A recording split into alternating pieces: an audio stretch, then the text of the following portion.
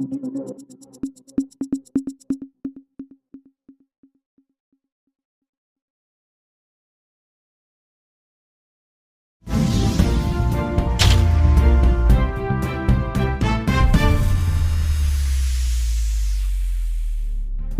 News network. Holi खेलना मेरे और अल्लाह के बीच का मामला। इमरान मसूद बोले, मुझे उलेमाओं के सर्टिफिकेट की जरूरत नहीं, आतंकियों की सजा मौत ही होनी चाहिए। सहारनपुर में कांग्रेस सांसद इमरान मसूद के होली खेलने पर देवबंदी उलेमाओं ने आपत्ति जताई थी। उलेमाओं ने होली खेलने को शरीयत के खिलाफ बताया था। उलेमाओं की टिप्पणी के बाद सांसद का बयान आया है। उन्होंने कहा, होली खेलना मेरे और अल्लाह के बीच का मामला है, इसमें मुझे किसी के उलेमाओं सर्टिफिकेट की जरूरत नहीं है। उन्होंने कहा, अगर किसी को मुझसे व्यक्तिगत नाराजगी है तो बनी रहे। जहाँ तक जो बोल रहे हैं वो ये कह भी रहे कि ला इलाहा इल्लल्लाह मोहम्मद रसूलुल्लाह, इसके बाद किसी को कुछ बताने की जरूरत नहीं है। ये अल्लाह का काम है। हम सियासत कर रहे हैं, मैं सियासत की बात करूंगा। राजनीति में जो फैसले होंगे वो मैं खुद लूंगा।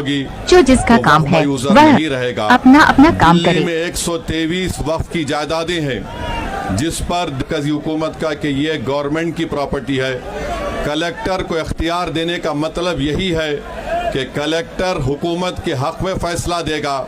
जिस मस्जिद के इमाम हमारे भाई मरकज़ी हुकूमत कहती है कि वो गवर्नमेंट की प्रॉपर्टी है, अगर कल खुदा ना खास्ता ये कानून बनेगा तो कोई भी जाकर मरकज़ी हुकूमत की तरफ से, दिल्ली सरकार की तरफ से वहाँ पर एक नोटिस लगा देगा कि ये वक्फ की प्रॉपर्टी। हिबा को निकाल रहे हैं, ट्रांसफर ऑफ प्रॉपर्टी में हिबा है मगर कोई गिफ्ट नहीं कर सकता वक्फ की जायदाद को। नरेंद्र मोदी आजकल भारत के हमारे फजीलतुल शेख बने हुए हैं और ये बता रहे हैं कि अगर कोई मुसलमान होता है तो उसको 5 साल तक वो वक्फ को नहीं दे सकता है। ये कहाँ से इनको मालूम हुआ? कौन से फ़िक़्ह ये की किताब में लिखा गया? तो इनका मकसद एक ही है कि भारत के मुसलमानों से उनकी सियासी और मजहबी शनाख्त को छीन लिया जाए। मैं आपको छीनना, इवैक्यू प्रॉपर्टीज़ को छीन लेना, ये मकसद नरेंद्र मोदी की हुकूमत का है। और हम कॉशन कर रहे हैं चंद्रबाबू नायडू को, हमारे पासवान साहब को और नीतीश कुमार कायम रहेगी। अगर आप इस वक्त नाजुक वक्त में इस बिल की तायीद करेंगे तो आपको मुसलमान कभी नहीं माफ़ करेगा, क्योंकि आपकी तायीद की वजह से ये बिल कानून बनेगा। इसलिए हम उनसे भी कह रहे हैं कि आप इस गैर अनकॉन्स्टिट्यूशनल बिल की तायीद मत करिए।